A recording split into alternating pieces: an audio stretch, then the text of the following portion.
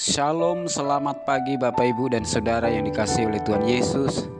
Renungan kita pada pagi hari ini diambil dari kitab Jepanya pasal 2 ayat 1 sampai 3 dengan tema buang sikap acuh tak acuh. Bersemangatlah dan berkumpullah hai bangsa yang acuh tak acuh, sebelum kamu dihalau seperti sekam yang tertiup.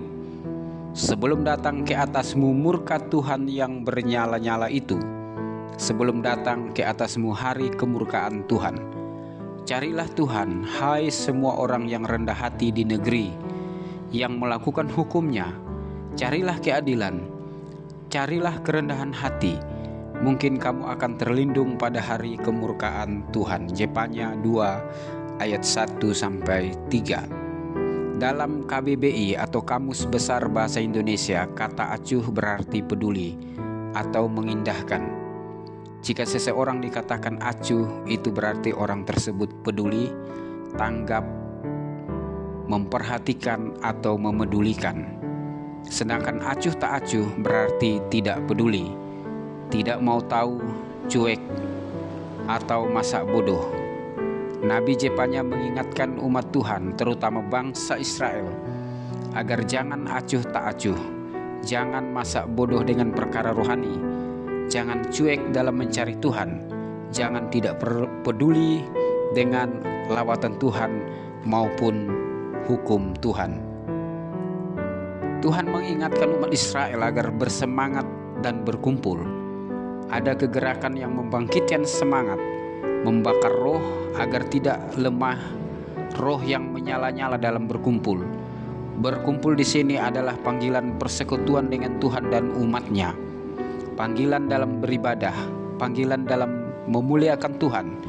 Tuhan sangat senang melihat umat-Nya yang bersukacita, bersemangat, bergairah dalam ibadah, persekutuan dan dalam melayaninya. Jepanya 2 ayat 1. Dalam Jepanya pasal 3 ayat 3, Tuhan berkata, carilah Tuhan, hai semua orang yang rendah hati di negeri, yang melakukan hukum-Nya. Carilah keadilan, carilah kerendahan hati, mungkin kamu akan terlindung pada hari kemurkaan Tuhan. Jangan acuh tak acuh dalam mencari Tuhan.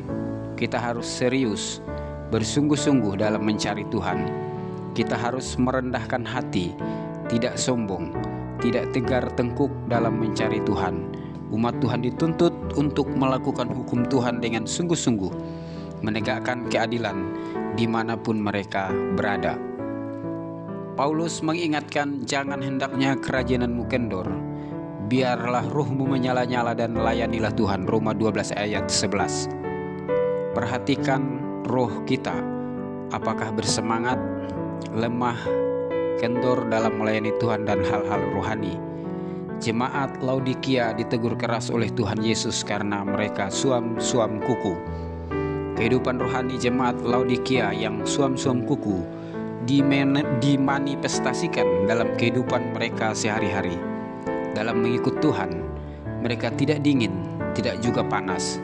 Tuhan Yesus berkata, aku akan memuntahkan engkau. Wahyu 3 ayat 15-16.